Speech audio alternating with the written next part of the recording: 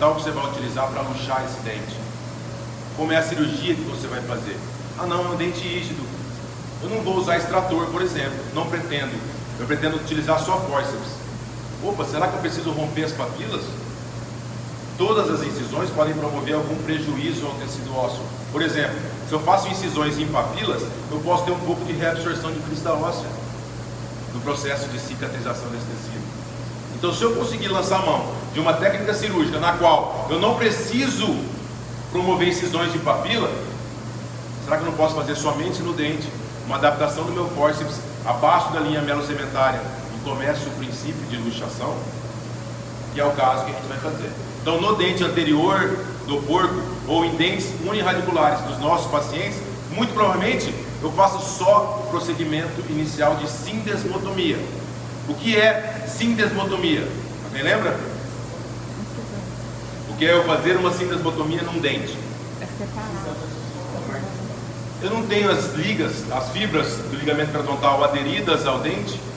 Então imagine o seguinte: eu poder pegar um dente, colocar um fórceps de qualquer jeito, sem visualização, começa a luxar.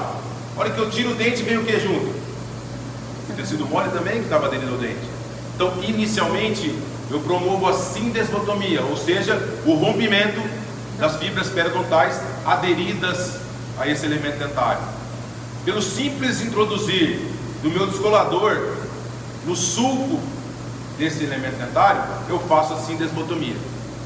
Para que isso? Inclusive para que eu tenha visibilidade para a adaptação do meu fórceps e eu promova a luxação desse dente.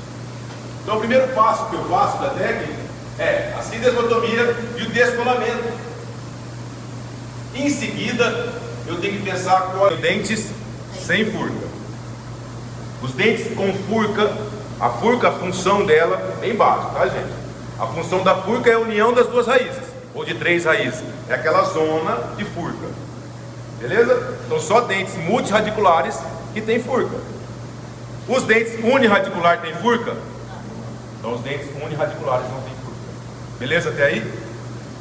E agora eu tenho aqui esse fórceps, olha só que interessante. De um lado ele tem uma pontinha e do outro lado ele é liso. Ou seja, esse que tem a pontinha é para a região de furca e o liso é para quê? Raiz. Qual dente que eu posso pensar que eu tenho furca de um lado e raiz do outro? Para que eu usaria esse fórceps aqui? Qual dente será? Molar. Beleza. Qualquer molar?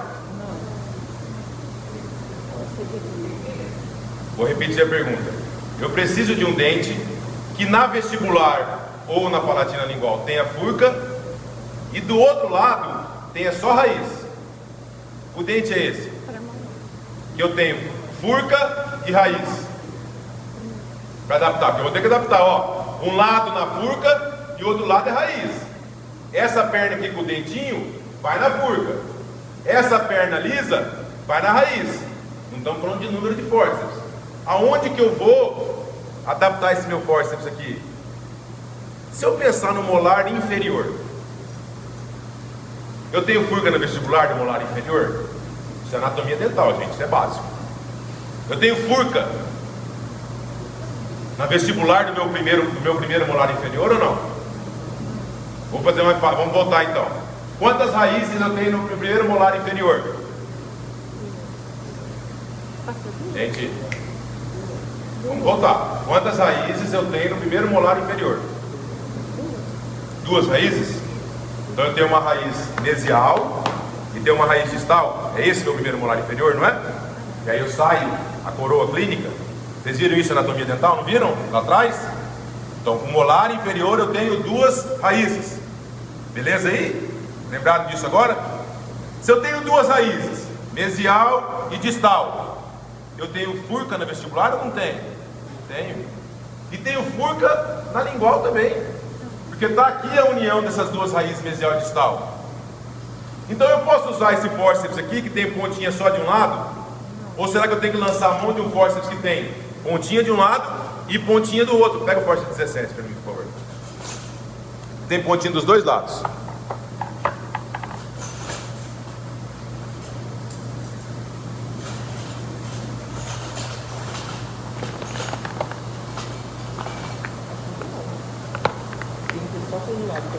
Procure dentinho dos dois lados. Olha esse aqui, ó. Vê se esse aqui tem dentinho dos dois lados. Tem, né? Então olha só. Diferença desses dois fórceps agora. Eu tenho um fórceps dentinho dos dois lados. E tem um outro fórceps dentinho de um lado e liso do outro. Dentinho dos dois lados quer me dizer o quê? Vou usar um dente que tem furca na vestibular e furca na lingual, para adaptação do meu fórceps. Qual é esse dente? Eu aprendi lá em anatomia dental. Dente que tem furca por vestibular e tem furca por lingual são os molares inferiores. Então esse é um fórceps, eu não preciso saber o número dele. De eu olhar na minha casa e eu vou falar assim: ah, esse aqui é para inferior. Já sei, tem dentinho dos dois lados. Diferentemente, eu tenho esse aqui, que agora ele tem dentinho de um lado e liso do outro. Pergunta: aonde eu tenho furca de um lado e raiz do outro? Que dente é esse? Primeiro molar superior. Eu não aprendi. Quantas raízes eu tenho no primeiro molar superior? 3. Um de cada vez, é muita gente respondendo. Vai devagar. Quantas raízes eu tenho no primeiro molar superior? 3 raízes. Eu tenho mésio vestibular, disto vestibular e uma palatina. Não é esse meu primeiro molar superior? Então eu tenho furca entre as raízes na vestibular e tenho raiz na minha palatina. Ou seja, eu tenho fórceps desenhado para isso. Furca na vestibular com um pontinho e raiz na palatina. E é assim que a gente decide o fórceps que vai ser utilizado. Como também eu tenho para dentes unirradiculares, liso e liso, canino, alguns premolares, laterais e centrais. E é assim que a gente determina qual vai ser o dente a ser utilizado. Voltando aqui, como eu estou trabalhando com dente unirradicular, é a proposta inicial do nosso laboratório, é unirradicular. Eu venho para fórceps liso, 150, 151, 69, às vezes quando é só raiz 65, aí vocês vão pegar na mão e vocês vão ver esses fórceps que a gente vai utilizar. Vamos adaptar esse fórceps, vocês vão aprender a empunhar o fórceps na palma da mão, e aí é um princípio físico-mecânico. É vocês pensarem que vocês têm um elemento dentário inserido num tecido ósseo, né, no osso alveolar, que tem o dente, e eu vou ter que tirar aquele elemento dali. E eu vou pensar o seguinte: eu vou adaptar um instrumental nesse elemento dentário, e eu tenho que luxar as paredes ósseas, tanto a vestibular quanto a lingual, permitindo que com a luxação dessa parede óssea eu removo passivamente o elemento dentário. Ou seja, de nada adianta eu adaptar um fórceps e fazer um movimento abrupto. Provavelmente ou quebra dente ou quebra osso. Alguma complicação nesse procedimento você vai ter. Então, pós-adaptação, eu começo a fazer alguns movimentos que aí pode ser intrusão, lateralidade, rotação e extração do elemento dentário. Beleza? Depois disso, eu faço a curetagem desse alvéolo e uma manobra que vocês vão ver na literatura que chama manobra de Chombre. Alguém sabe o que é? Pressionar as duas paredes. Eu não falei para vocês que é físico, que eu preciso dilatar o alvéolo? Muitas vezes a gente dilata muito esse osso. A gente tira o elemento dentário, às vezes a gente tem que voltar um pouco essas tábuas ósseas. Porém, com o advento da implantodontia, que preciso de um tecido ósseo mais volumoso, a gente não faz um aperto muito grande, tá? Mas às vezes a gente volta isso para a posição original. E finalmente a gente tem a sutura. Qual é a sutura que eu lanço mão para esse alvéolo? X. Por que X? Porque ele tem a melhor aderência das paredes. Hã? Qual é o objetivo da minha sutura? Por que eu dou ponto? Para fechar o Na manutenção do coágulo dentro do alvéolo, que é a primeira fase de reparação desse alvéolo. Então a sutura em X, nesse alvéolo, eu consigo manter esse coágulo melhor lá dentro, tá? No segundo momento, a gente vai utilizar essa técnica, e aí é uma técnica para dentes multirradiculares. O dente multirradicular, eu vou ter que lançar a mão, não só a fórceps, é um dente muito grande, eu não consigo adaptar um fórceps e remover todas as raízes juntas. Então, nesse dente multirradicular, aí sim eu vou ter que fazer uma incisão intrasutular uma relaxante, tudo isso a gente vai mostrar, tá? Uma relaxante, um descolamento desse tecido, e aí eu tenho que promover uma osteotomia. Na vestibular vocês vão ver isso. Por que a gente faz a osteotomia e a odontodissecção? Qual é o objetivo disso? Para facilitar. Por que eu vou pegar um dente multiradicular e vou partir ele? Para soltar melhor a raiz, você não causar uma lesão muito grande dentro desse alvéolo. Exatamente isso, perfeito. Vocês imaginam eu tirar um dente com várias raízes, a força que eu tenho que fazer, o risco de uma fratura de tábua óssea que eu vou ter, o risco de fratura desse elemento dentário que eu vou ter. Então eu pego, o princípio básico de odontodissecção é eu pegar um dente multiradicular e transformar ele em dentes unirradiculares. Então ao invés de eu tirar o segmento inteiro, eu pego um dente multi e na furca eu vou separando ele. Se eu passo uma broca na furca, eu não estou pegando esse dente multiradicular e separando ele, promovendo dentes unirradiculares. Eu luxo e removo eles. Depois a mesma coisa, luxação, a limagem, a curetagem e a sutura. Então o que a gente vai fazer hoje?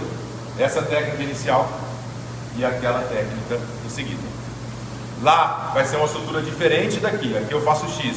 Aqui vocês vão ver que no retalho a gente faz uma sutura simples. E na relaxante a gente faz simples também. No alvéolo a gente faz X. Beleza? Vamos sentar? Vou fazer e mostrar isso para vocês.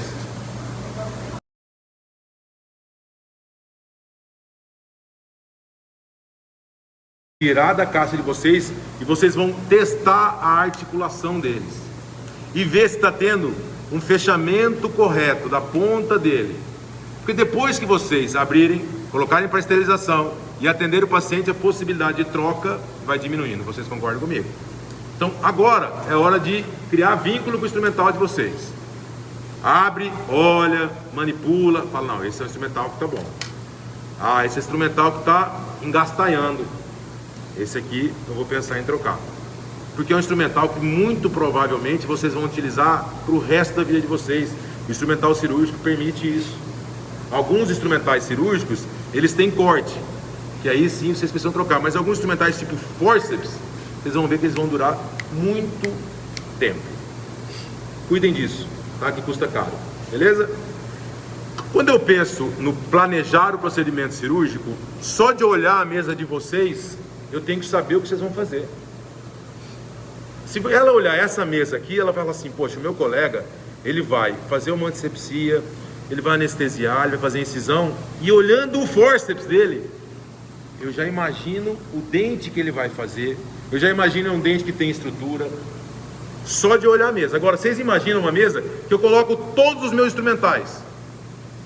Automaticamente, vocês estão passando a impressão para mim que vocês não sabem o que vocês vão fazer.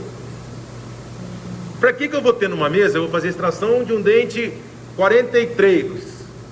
Para que eu vou ter um fórceps com duas pontinhas? Isso já mostra para mim, não sabe o que está fazendo. Concorda comigo? Não foi planejado essa cirurgia. Muitas vezes eu vejo em mesa de cirurgia de vocês espátula 7, Lecron, fala, o que está fazendo aí? Nunca vi isso.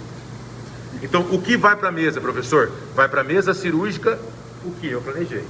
E aí, ela tem uma sequência lógica, a mesa cirúrgica. A primeira coisa que eu faço não é a antisepsia do meu paciente? Então, a primeira pinça que vai ter sobre a minha mesa é uma pinça PEAN.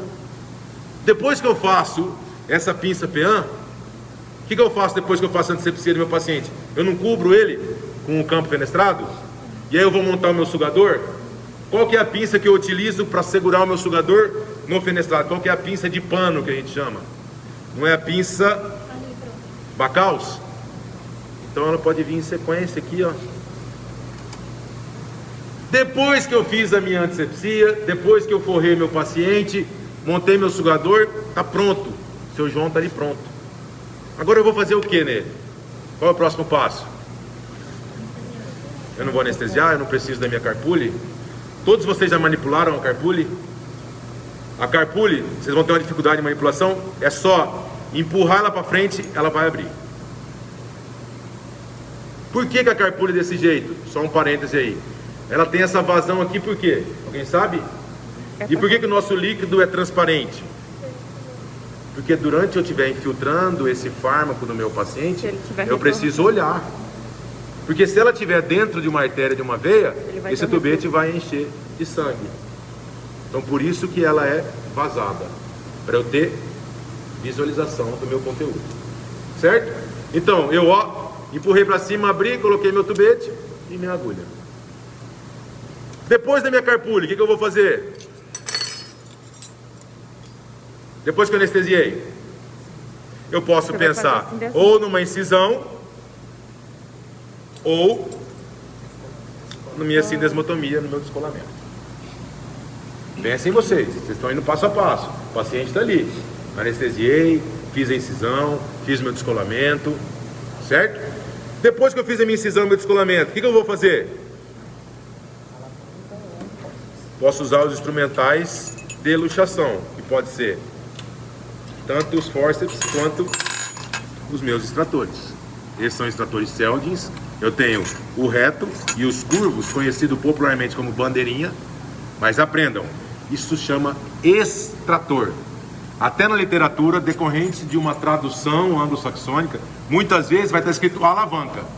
Não, esse instrumental chama extrator. Ele promove 3 movimentos. Um dos movimentos é eu adaptar o meu extrator entre o dente e a crista e fazer a alavanca. O movimento é de alavanca, mas o meu instrumental chama extrator. Eu também posso promover um outro movimento para luxação e extração desse elemento dentário. Uma correta empunhadura e giro, ou seja, sarrilho. É um outro movimento que o meu extrator faz, de sarrilho. Então eu tenho alavanca e sarrilho. E tem um outro movimento ainda. Se eu tenho uma raiz lá e introduzo o meu extrator no espaço do ligamento periodontal. Vou introduzindo, ou seja, 2 corpos não ocupam o mesmo lugar no espaço. E a raiz vai saindo. Isso é um movimento de cunha. Então o meu extrator faz esses 3 movimentos. Questão de prova, aí todo mundo vai prestar atenção. Sarrilho, alavanca e cunha. Beleza? Então posso colocar os meus instrumentais que promovem a extração. Removi o elemento dentário. O que eu faço agora? Posso pensar em cuidados com o alvéolo. Se é um dente que tem uma lesão, eu preciso de uma cureta de Lucas para promover a retirada dessa lesão de dentro do alvéolo. Às vezes eu faço uma osteotomia e deixo as bordas desse tecido ósseo irregular. Eu vou precisar limar esse tecido ósseo. Certo? Terminei isso. O que eu faço? Aí eu penso numa sutura.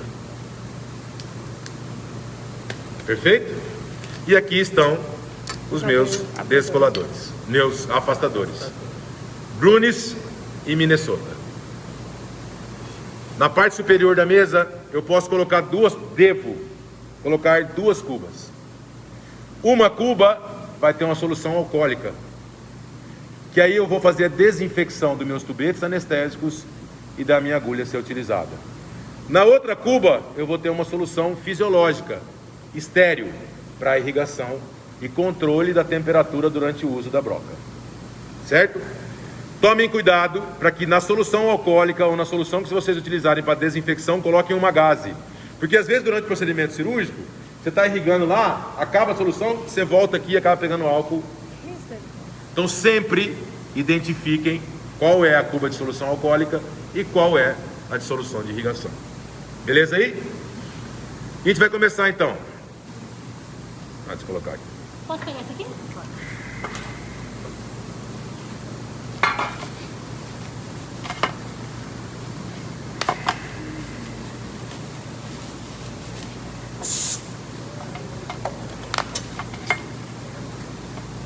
Olha aquela broquinha. Aqui, ó. Aqui, ó. Deixa eu aguardar essa minha aliança que eu quero entrar em casa hoje. Puxa essa cadeira pra mim, por favor.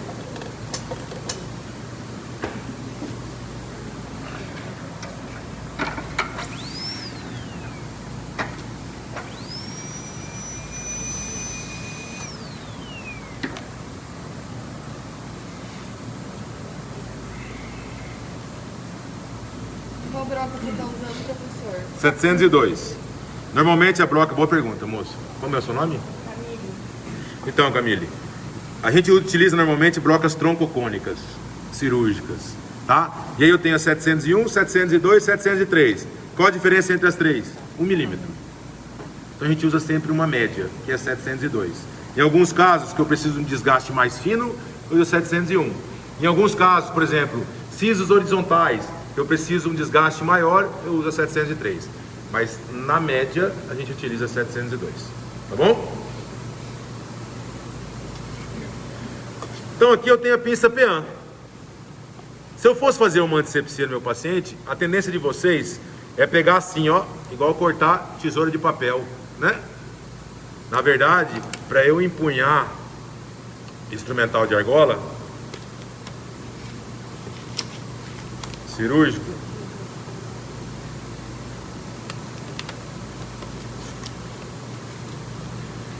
é sempre no dedo da aliança, o anelar e o dedão.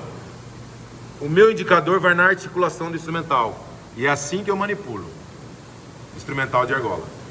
Voltando, nunca igual tesourinha de papel.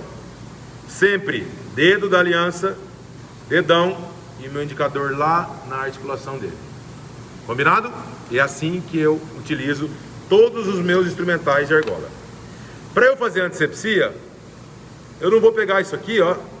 Aí eu vou lá e molho e sai pingando. De jeito nenhum. Eu não vou chegar pingando no rosto do meu paciente. Eu vou pegar uma gaze, vou dobrar ela ao meio, mais uma vez, outra vez e outra vez.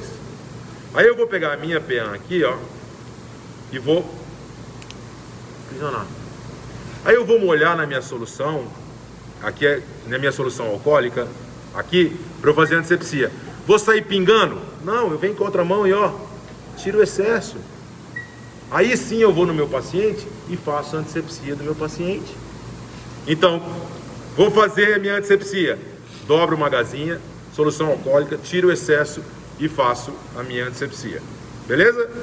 Vou cobrir o meu paciente, vou anestesiar meu paciente. Para fazer a incisão, todos os insumos cirúrgicos, eles têm duas aletas, ó. Tem a aleta aqui, aqui também para abrir esse tinha aleta. Pega essa luva estéreo para mim, por favor. Quando eu pego essa luva estéreo, olha só, ela também tem duas aletas. Todo o material estéreo que está aqui dentro, eu preciso promover sobre o ambiente estéreo. Então, de jeito nenhum eu vou abrir de qualquer jeito. Eu pego as duas aletas e abro sobre a minha mesa cirúrgica. Entenderam isso? E aí, isso eu posso dispensar. A minha lâmina e o meu cabo, que número que é essa lâmina? 15. A lâmina que a gente utiliza ou é 15 ou ela é 15C. A diferença é o tamanho da ponta ativa, da ponta cortante dessa minha lâmina. Então a minha lâmina é 15 ou 15C, certo? Vocês vão observar que meu cabo número 3. Então eu tenho o cabo número 3 para cirurgia odontológica com a lâmina 15, perfeito? Como que eu vou colocar a lâmina no meu cabo? A primeira observação que vocês vão fazer é que existe um chanfrado no cabo. Estão vendo aqui? Uma angulação. No meu cabo tem esse chanfradinho aqui. A mesma coisa que o desenho da lâmina. Existe um chanfrado também. Então eu tenho que pensar, adianta eu colocar desse jeito? Não vai encaixar, gente. Estão vendo? Eu sempre coloco chanfrado com chanfrado. Então ela vai ter que entrar nesse sentido. Esse é o primeiro cuidado que eu tenho que ter. O segundo cuidado, que instrumental pérfuro cortante eu nunca manipulo com a mão. Eu sempre utilizo de algum instrumental. Outra informação, o instrumental mais caro que vocês têm de cirurgia é o porta-agulha com esse mineral na ponta, que é a vídia. E esse é um mineral extremamente delicado, que permite eu manipular um fio bem fininho. Então ele aprisiona o fio, por isso que ele tem a vídia na ponta, para nos auxiliar. Agora, se eu pegar essa vídia aqui e ficar segurando isso aqui, usando em dente, pegando coisa de metal, quebrando, eu vou estar amassando essa minha vídia e eu perco o meu instrumental. Dá uma pinça Kelly para mim, por favor. Tem uma pinça Kelly nessa caixa aí? Vem pra mim. Essa tá curvinha. Essa curva aí. Pinça Kelly curva aí. Ótimo. Esse é o instrumental de argola, que é mais grosseiro. Isso é uma pinça Kelly curva, que eu utilizo, por exemplo, eu já fiz a luxação e preciso remover um tecido mole que está solto lá. Vou lá, aprisiono e tiro. Já é mais grosseiro que o meu porta-agulha. Então eu posso utilizar esse instrumental para eu manipular a minha lâmina, evitando de utilizar o meu porta-agulha. E aí vocês vão ver que tem na minha lâmina uma parte mais gordinha e a outra parte mais magrinha. Estão vendo que tem dois níveis na lâmina? A parte de baixo ela é mais larguinha e a parte de cima ela é mais fininha. E eu vou fazer isso na guia. Eu vou colocar a gordinha e aí eu vou empurrar na guia a magrinha. Vou voltar. Primeiro, eu nunca coloco no meio da lâmina, porque senão vai me atrapalhar. Eu venho aqui, deixo livre, tá vendo aqui? Aí eu vou adaptar a parte mais larguinha e encaixo a magrinha. Viram isso? Então eu vou colocar a parte mais larguinha na guia e empurrar a parte mais estreitinha. Todos entenderam? Sim. Perfeito. Para eu tirar a lâmina, eu levanto a parte de trás e empurro para frente. Tá?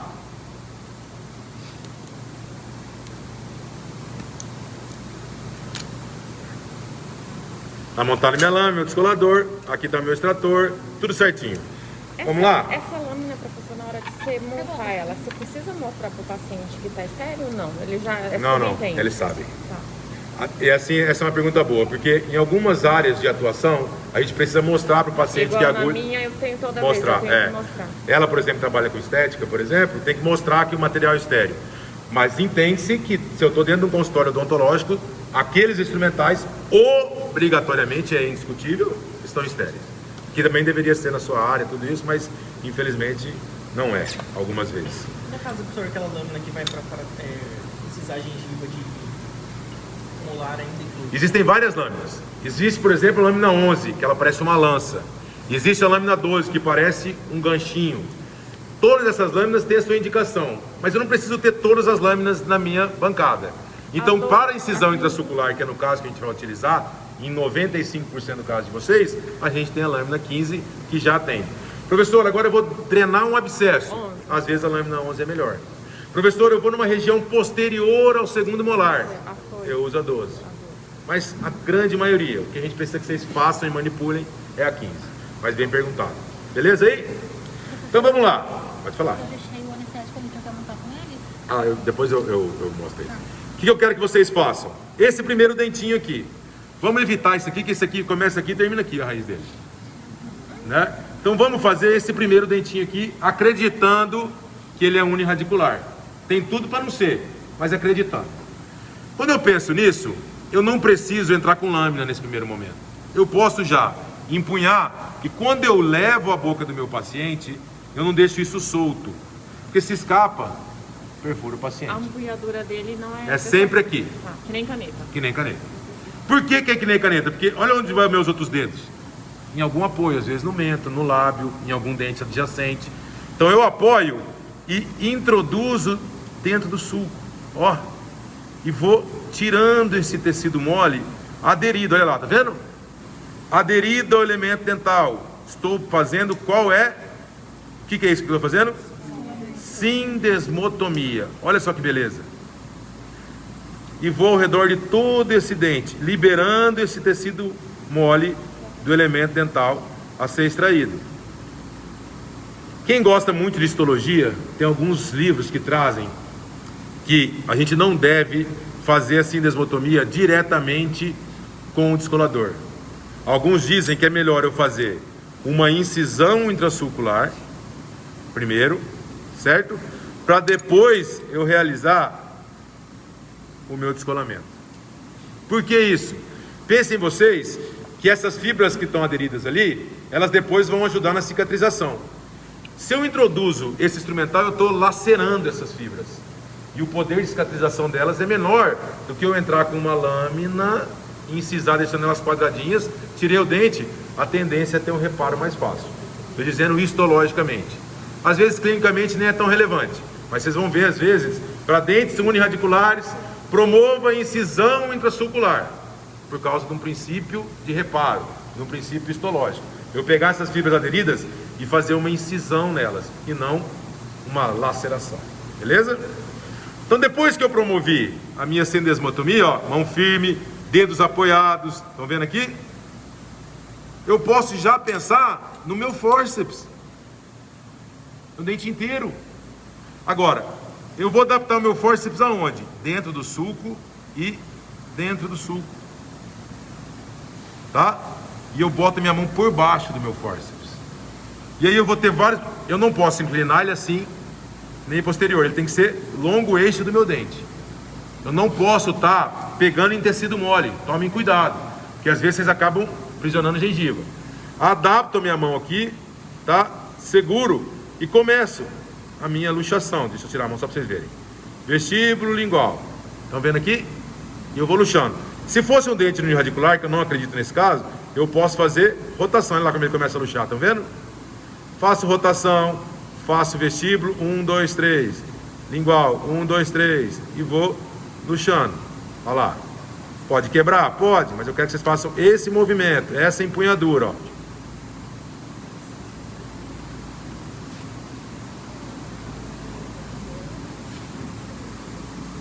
Vai, Raíssa. Qual é o seu nome, Raíssa? Quebra aí pra falar que você é culpado. Eu avisei, né? Colocou com o pivinho. Olha só, se eu tiver essa fratura aqui, eu posso ter algumas coisas para fazer. Arrume o óculos. Então eu posso aqui, por exemplo, agora eu vou precisar de um apoio para fazer a luxação. Se eu adaptar meu extrator aqui, eu tenho a papila. Eu não posso apoiar sobre a papila e lacerar a papila. Aí eu preciso, às vezes, ampliar um pouquinho a minha incisão, ó. Trago a incisão, rompo a papila, ó, e entro até metade do dente ao lado, por exemplo. Aí eu venho aqui e levanto essa papila. Tá vendo? Levantei essa papila para adaptação do meu extrator. Sempre eu boto um dedo atrás, segura aí, por favor. Segura a mandíbula, por favor. Sempre que eu vou usar um extrator, vestíbulo lingual, vira ela assim para mim, só para mostrar para eles. Isso. Eu apoio aqui atrás, tiro a minha papila daqui e aí eu começo a luxar, ó. Estão vendo? Aí eu vou luxando para tirar esse fragmento aqui. Também pode ser utilizado. Aqui ele está quebrado já pelo movimento. Já é esperado. Dá aquela pista Kelly de novo, por favor. Vem aqui e tira a coroa. Olha a pista Kelly como ela é grosseira. Tá? Neste caso é um dente multirradicular. Ele tem outras raízes lá dentro. Professor, eu preciso tirar as raízes? Aqui não. Eu quero que vocês façam nesse dente unirradicular sindesmotomia, empunhadura, movimentos e sutura. Aqui nesse caso, que sutura que a gente vai fazer? Só tirar esse fragmento que vai ficar fácil para vocês verem.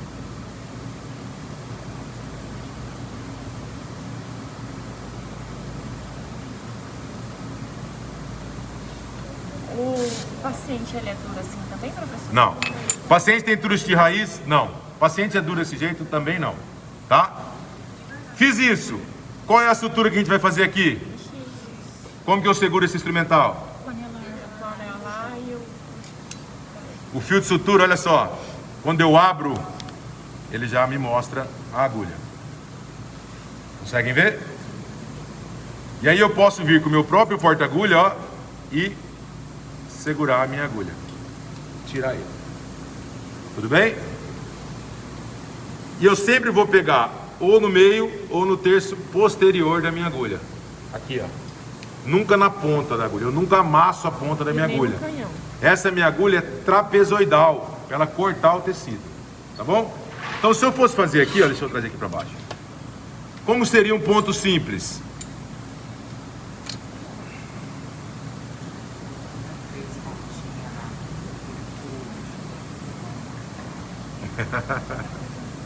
Exatamente.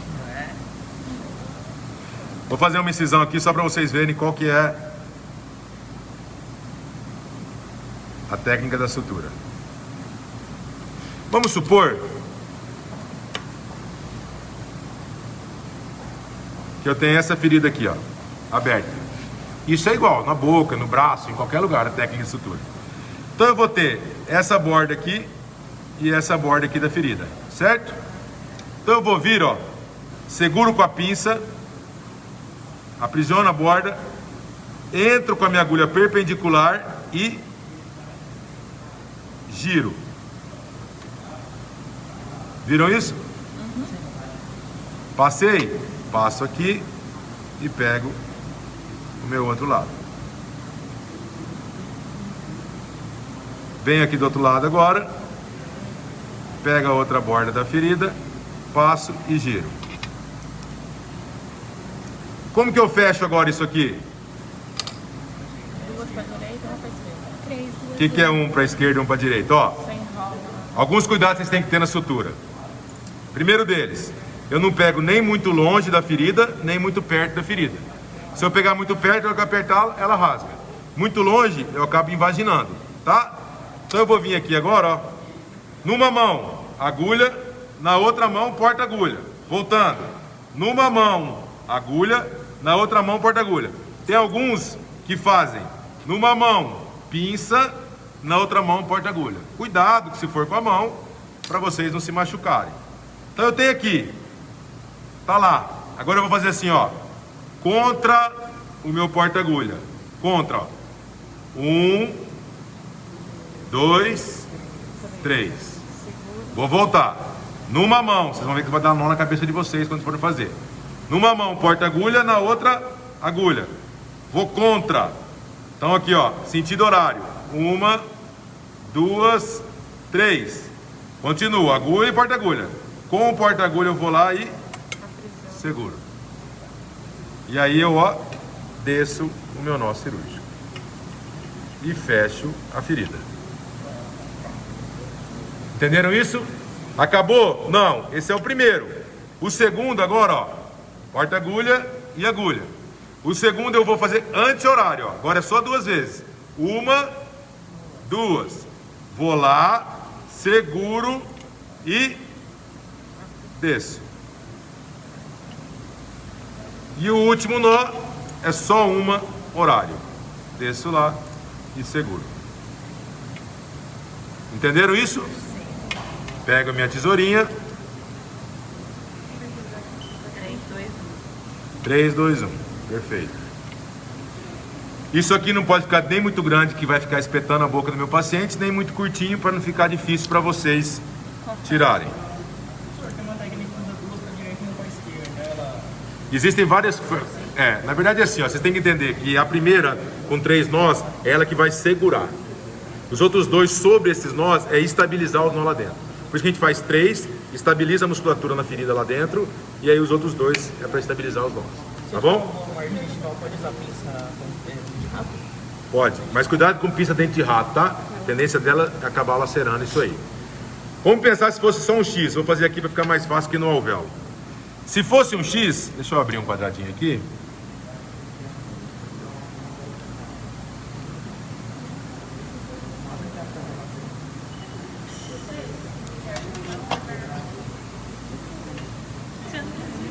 Vou fazer aqui, ó. Vamos supor que aqui seja o alvéolo, o quadradinho. Beleza? Então eu teria que entrar, que eu não vou conseguir mostrar para eles. Eu teria que entrar, só para vocês entenderem, ó. Segura aqui, é isso. Faz essa beiradinha aqui. Vou fazer aqui. Olha só. Eu teria que entrar mésio vestibular, mésio lingual. Vou lá na disto lingual, disto vestibular e disto lingual. Vamos fazer aqui mesmo, só para vocês verem, ó. Em X, no alvéolo de vocês na semana que vem. Pego a papila mésio vestibular, certo? Passei, não vou colocar a mão lá só para vocês verem, tá bom? Papila mésio vestibular, peguei ela.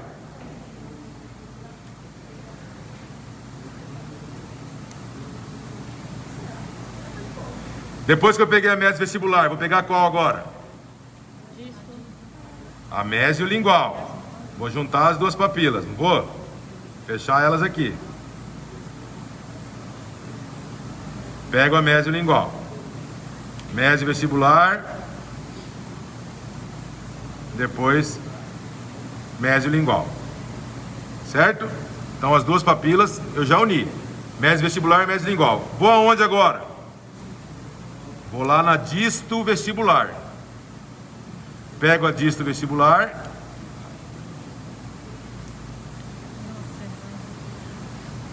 Já fiz uma perninha do X, quer ver, ó? Fica olhando. Olha lá uma perninha do X. Agora eu tenho que pegar a disto lingual. Conseguem ver, pessoal? Pego a disto lingual. Agora eu vou fechar. Então aqui eu tirei um dente. Começo mesiovestibular, mesiolingual, disto vestibular, disto lingual. Agora eu venho aqui, ó, e faço meu 3, 2, 1. 1, 2, 3. Peguei lá. Olha lá como eu fecho o X dentro do alvéolo. E seguro com a água. Fiz 3. Vem aqui. 2.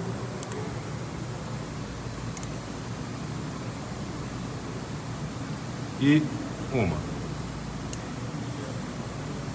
Essa uma é sentido horário? É, 3 horário, 2 anti-horário e 1 horário. Beleza? Dúvidas nisso? Vamos começar com essa, depois eu demonstro a outra. Cada um para sua ala.